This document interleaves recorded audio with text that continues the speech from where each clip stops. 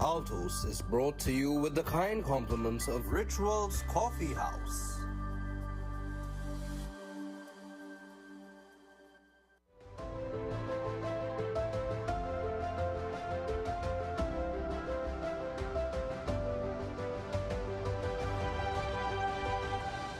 Good evening and welcome to Altos, a weekly news and current affairs program produced by the Catholic News and broadcast here on Trinity TV and TTT.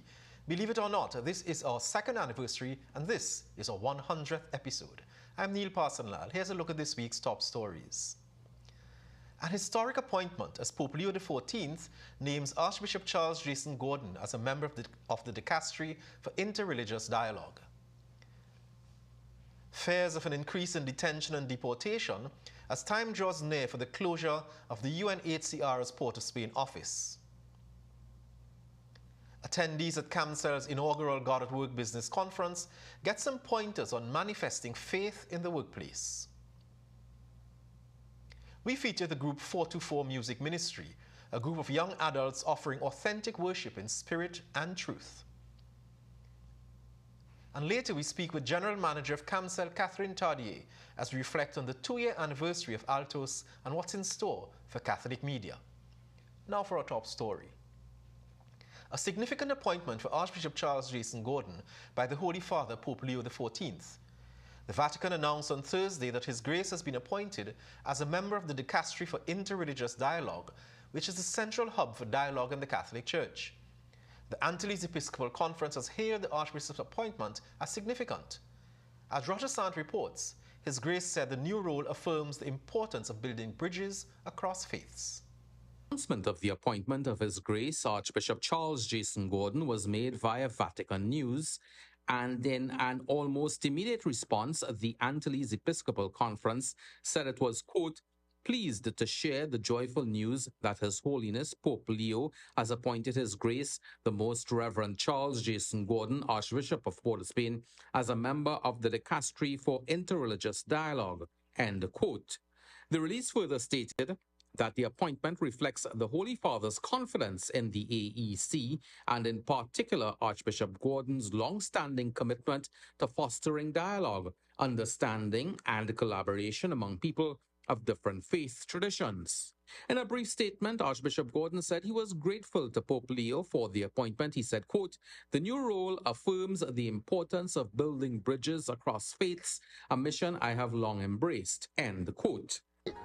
Every dicastery has a number of consultants from around the world whose role is to help the dicastery in decision making, to help the dicastery with the nuances from around the world, to help the dicastery in understanding and discerning key matters and issues that come to the dicastery.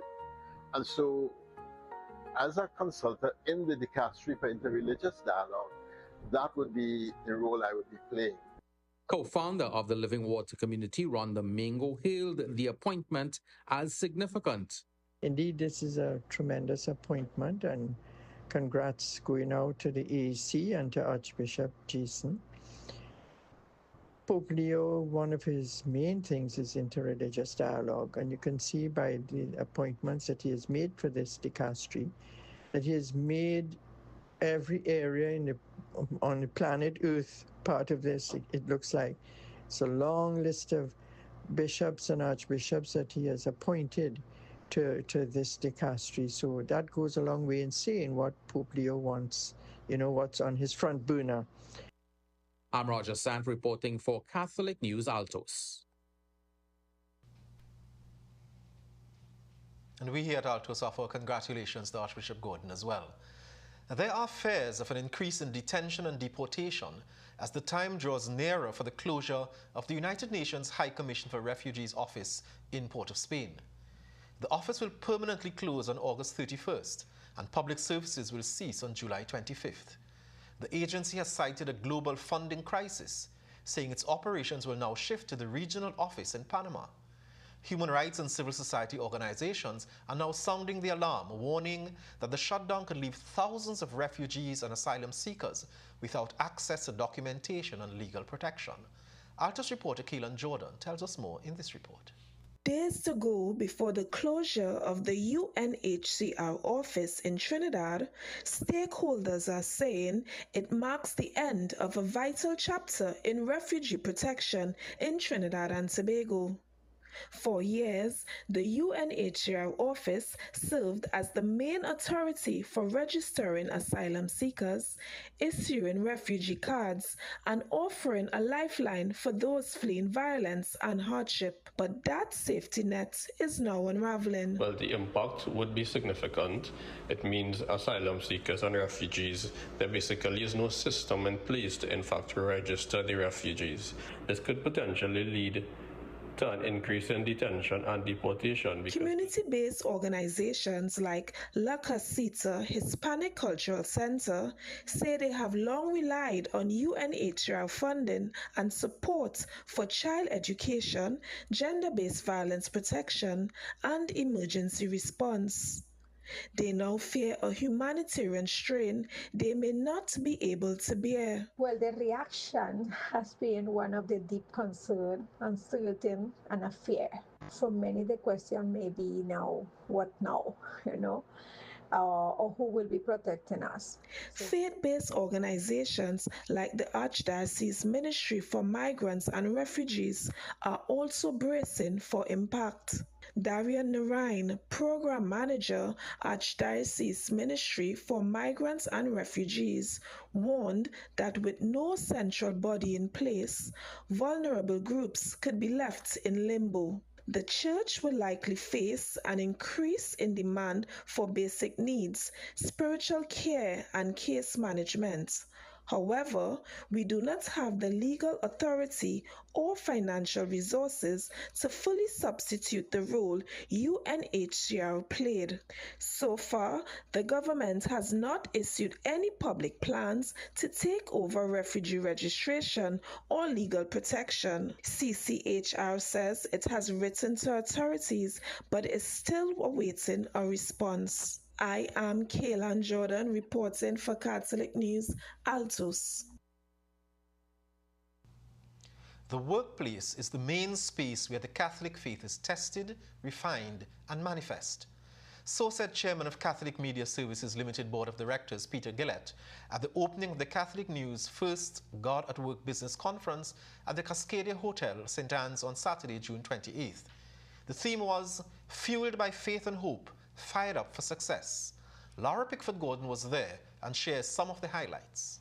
People from various sectors attended the inaugural God at Work conference, which brought the Catholic lens to workplace experiences. Chairman of the Catholic Media Services Limited, Peter Gillett, told attendees the event was not a gathering of business professionals who happened to be Catholic, but Catholic men and women called to transform the marketplace through witness, integrity, and commitment to gospel values. Each of you brings unique talents, experiences, and challenges to this room.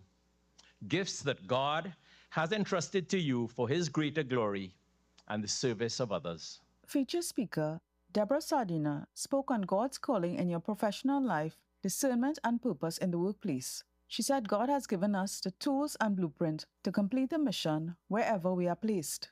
You bring him in with you all the time and allow him to move those mountains, allow his grace to take control, allow his love to be able to guide you, and allow yourself to be the best version and to be fair with all those around you.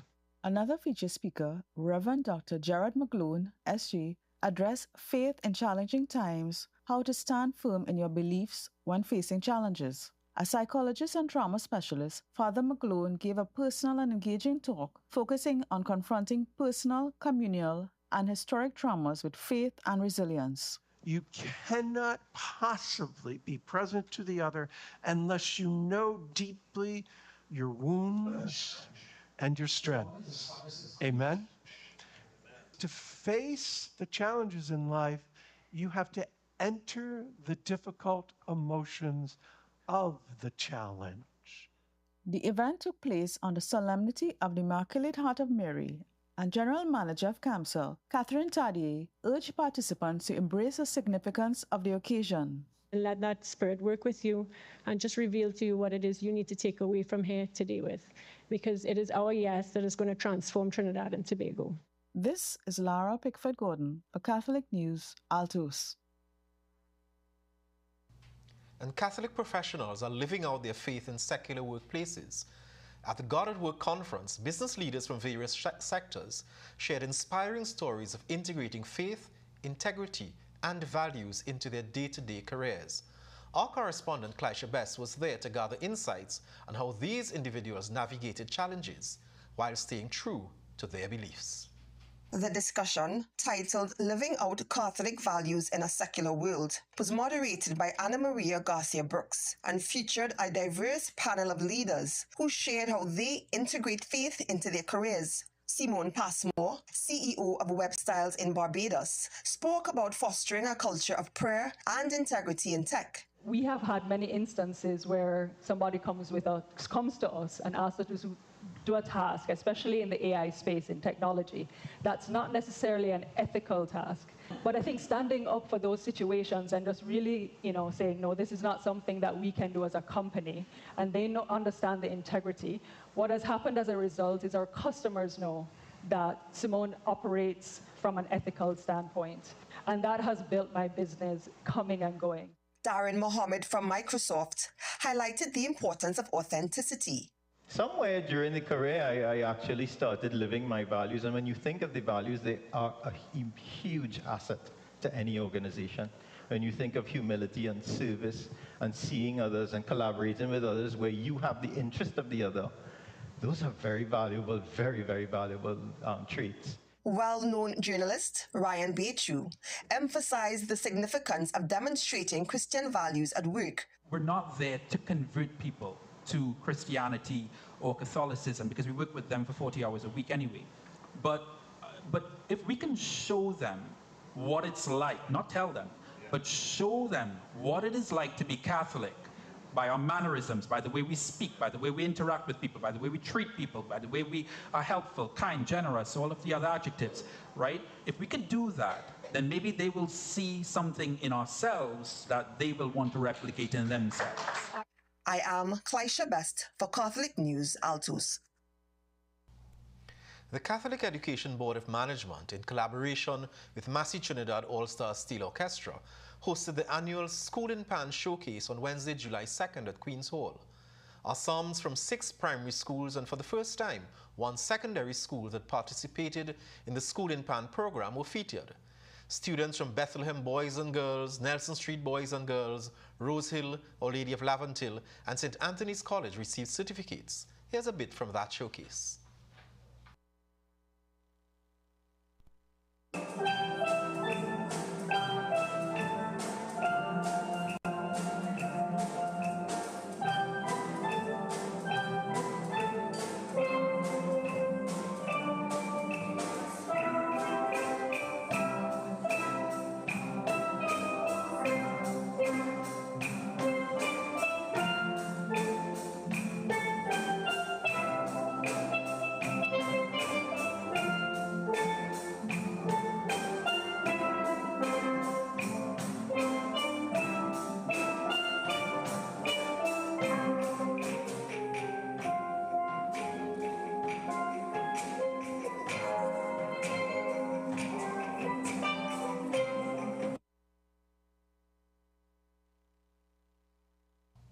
Congratulations to all the schools who participated. Rooted in John chapter 4, verse 24, 424 Music is a Catholic worship collective creating powerful spaces of encounter through music, prayer, and teamwork. In a time when many young people are searching for meaning, this group offers something deeper, authentic worship in spirit and truth. Andre Burton brings us this story.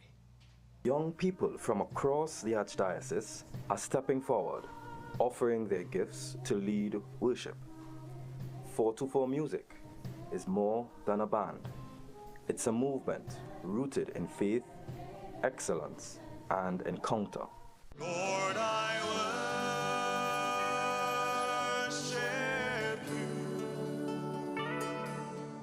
Leading worship takes more than just a good voice. For vocalist Maxine Howell-Paul, It's about showing up prepared, mentally, spiritually, and musically. So every moment of praise is real. I listen to the song over and over. One, especially if I don't know it, I listen to it over and over to try and get a feel of the song. And then I try to sing along with it. And then after I sing along with it, I try singing by myself without the music. And then I practice in front of the mirror and try to get a vibe of the song.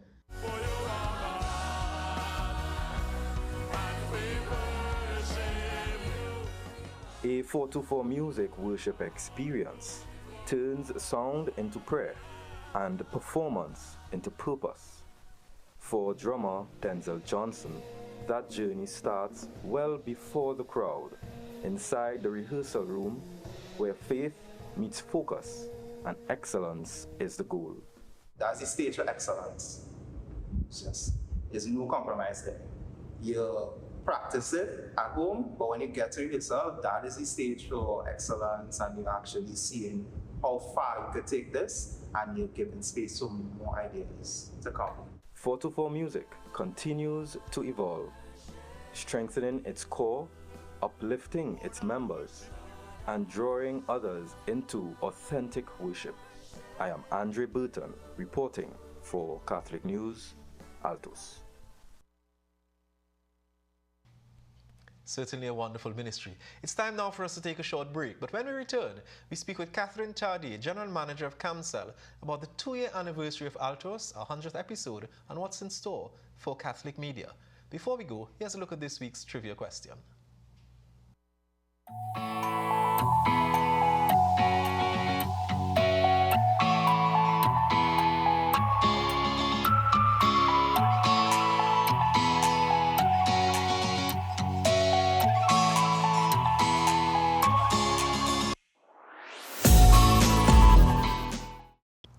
Thanks very much for staying with us. You don't see her, you don't hear her, but Catherine Tardier is the person behind the evolution of Catholic media in Trinidad and Tobago. Catherine, General Manager of CAMCEL, welcome to the set of Altos. Thank you, Neil. This is our 100th episode. It's 2-year anniversary. Where did the time go? I don't know. We're now saying that behind the scenes today. It's amazing to be here today, and I really just want to start by saying thank you to everybody who made this endeavor possible, because you might say I'm the powerhouse, but it definitely would not have gone anywhere without the yeses that everybody made along the way, for sure. But the Catholic News, as we know it, is 133 years old.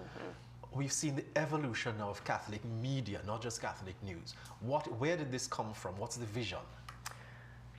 Well, Catholic media, I mean, when I joined CAMCEL, obviously the Catholic News is a big platform that everybody knows, the paper.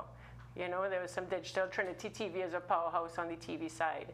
But Catholic media is an integration of all. And I think the collaboration between the existing stakeholders of communication in the diocese, I mean, we wouldn't be here without Trinity. And everybody else who came together to start revisioning who else we need to reach, you know? I mean, our Catholic people, if we think about just messaging people in the pews, then we're missing out 85% of the population. So to revision Catholic media is just to say, how are we leveraging all the platforms, all the stakeholders, all the collaborations we can to really just continue to grow and reach? And communication's two ways. So how are we making things engaging? How are we bringing people in person? How are we really bringing this to life? And I mean, we have a beautiful team with a lot of extremely creative and dedicated people. And it was really, I mean, it's awesome to see the transformation that happened with the team that has been here for all this time. It's not that it's a brand new team. This is a team that just said yes and continue to just bring all their ideas to the table and just pour their hearts into it and just allow the Spirit to work through. And now we're seeing, we're getting, you know, clips from Sangre Grande, from Pinal, from San Fernando, from Tobago. So the parishes are now feel a part of this. How exciting? Where is this going? That is, to me, that's one of the most exciting things, because really and truly, you know, we're a hub in Port of Spain, and our job is really to connect. I mean, if I had a vision personally for the next 5 years of where Catholic media results in, it's a connection of our community, a real feeling that people through all the channels feel they belong. And the parishes are on the ground in every corner of this country, and they're a big part of it. And these young people, it's a lot of young people, I'm not saying it's only young people, but of course they're the digital natives, and they're the ones that just love to create just naturally. And thank God for the technology now that just makes it easy for them to just share what they create with us. And I think in that space we've really seen a whole, a new community being brought together within our communications network of Trinidad, and that is the parish media teams as well, which, as you mentioned, and they are really, really, really creative people, and it's a beautiful thing to experience with them. We've seen some of the stories that we've aired here on Altos being used in the secular media as well. How have you seen, what do you make of that kind of transition, where we are now feeding the secular media? Well, I think that's awesome. I mean, I have to say, we think, we don't ever want to feel that Catholics, our communication should be compartmentalized to Catholics. We know that there are a lot of Catholics who are not even reaching our platforms. There are a lot of Catholics out there who don't watch Altos or read the Catholic news or go on our websites. And where do we meet them? In the secular. So, I mean, honestly, the fact that the secular is willing to share our content, I think, has just been an honor and a privilege to know that we're producing things that they see of value, that is relevant to their audiences as well. And I think we really want to continue producing and deepening those collaborations as well, so that we continue not only to reach our Catholic audiences within their viewership, but anybody who's willing to hear, or people of good faith, right, willing to hear the message. We definitely want to continue building those channels. And CAMCEL, the Catholic Media Services Limited, is made up now of, so we now have the Catholic News. What are the other arms, what are the other platforms we have where people can access Catholic media now? Well, Catholic media, there's Catholic TT is the overarching Archdiocese brand. Really, Catholic TT is meant to be where we feel ourselves as the Catholic community. So Catholic News is a part of that. We channel news, we create content for formation and activities to bring people in, we've seen, in recent times the activities that we had. But the platform, people can reach any of our stakeholders, any of our collaborators through the Catholic TT website. And, as we grow forward, really and truly, there's so much work being done. Catholic News, obviously, we're doing a whole lot of stuff in our space. The 5K and the God at Work conference, things that are bringing out content and testimonies and touching people. And there's a lot of work being done by the commissions, people who are working within the youth and the family spaces. And as we continue to grow, it would really be more and more content that they would like to share through the channels and the platforms that we would like to also help. The way we're able to bring about Catholic News to where we are today, we want to continue to grow Catholic TT as a overall hub as well. But Catherine, that is where we have to end it for now. But congratulations on your stewardship of CAMCEL. We want to thank all of you who've been looking at us, who've been hearing us, who sent us your comments, and who really continue to make us do the kind and quality of the work that we are doing. Stay with us. We'll be right back. In this Sunday's issue of the Catholic News, Vicar for Communications, Father Robert Christo, offers his opinion on how Catholics should approach this period of the Church's liturgical year, Ordinary Time. There's more on the Catholic News God at Work Business Conference, including Father Gerard McGlone's timely presentation on faith in challenging times. And there's an interview with retiring school principal Anne-Marie Clark, who has been a cornerstone of St. Monica's Prep for 45 years. Here are the clergy anniversaries for the coming week.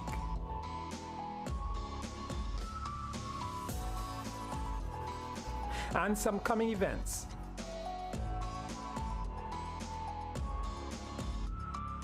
I am Raymond Sims, editor of the Catholic News.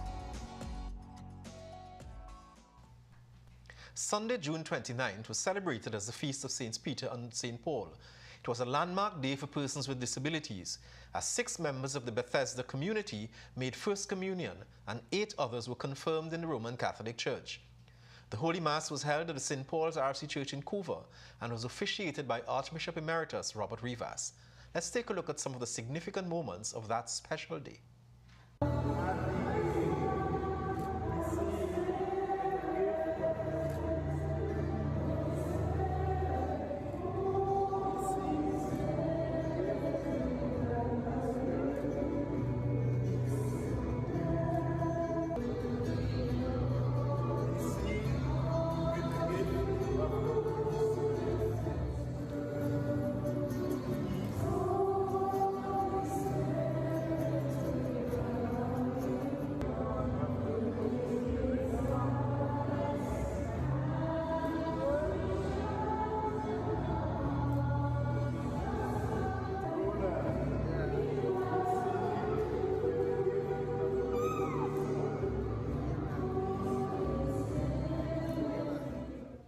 Thanks very much for staying with us.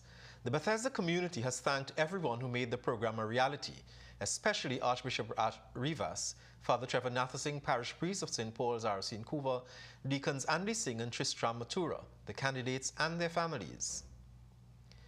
If you can walk, run or ride, you're welcome to participate in St. Anthony's College's first annual Wheelathon.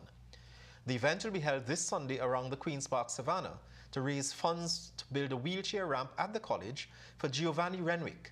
Father Dwight Merrick is supporting the event and tells us more in this clip. St. Anthony's College has a young man, Giovanni Renwick, who has stopped Forms 1 and 2 and completing Form 3. He wants to be an engineer. That means laboratory subjects, that means upper floor. He needs a wheelchair ramp because he's in a wheelchair. This Sunday, 6th of July, 3 to 5 p.m., we have a Wheelathon, 1 lap around the Savannah. We're inviting all to come out and support. There are jerseys to be bought. 3 p.m., the same entrance to the grandstand. We also end at that point. Please come out and support. See you there. Give your support. We wish Giovanni, his family, and the St. Anthony's College all the best for this Sunday's event. Pope Leo has welcomed more than 600 children to the Vatican. Many of them were Ukrainians. We have more in this report. Another surprise from Pope Leo XIV. The Pope received more than 600 children at the Vatican. Half were young Ukrainians who are welcomed by Caritas Italy during the summer.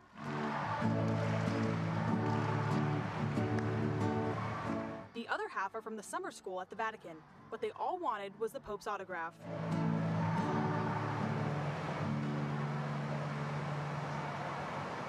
And, of course, to ask him questions. Caro Papa Leone, noi bambini dei gialli oggi pomeriggio abbiamo la messa. Da piccolo anche tu andavi alla messa spesso? Cosa ti piaceva fare quando eri come noi? Here's the Pope's response. Sempre tutte le domeniche con mamma e papà, ma da 6 anni più o meno ero anche chierichetto nella parrocchia e quindi prima di andare alle lezioni, alla scuola, che era una scuola parrocchiale, c'era la messa alle 6:30 del mattino e mamma sempre ci svegliava e diceva andiamo alla messa. But there were more questions. Another child asked the Pope how to welcome those who are different. In a touching moment of goodwill, the Pope changed languages so the Ukrainian children would understand. Allora, prima cosa lo voglio dire in inglese, perché oggi, questa mattina, c'è tutto questo gruppo di ragazzi, giovani, bambini che sono venuti da Ucraina, vero? E molti, ho già capito, parlano in inglese. So I want to say hello to all of you from the Ukraine. And that's a wrap for this 100th episode. We thank you so very much for viewing. We continue to urge you to pray for Trinidad and Tobago, to read your Bible, and indeed to learn your faith. Today, as we said, marks a very special occasion for us here in Altos. It's our 2nd anniversary since we started this news and current affairs program. We want to thank the management of CAMCEL, you, our loyal viewers, and sponsors Rituals for the confidence you've placed in us. As we go, we leave you to look back of Altos as we celebrate this milestone and the broadcast of our 100th episode. Have a blessed and safe weekend, everyone.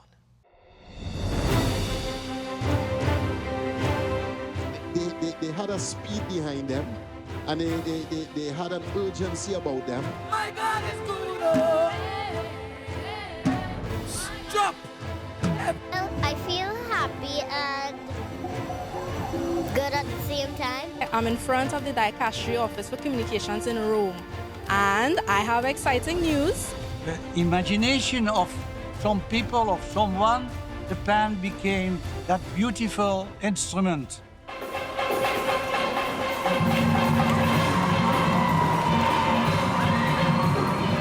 They work very hard, and resilience, it teaches them to be well-rounded young men. Even the trees did not give up. Days after, they begin to grow again.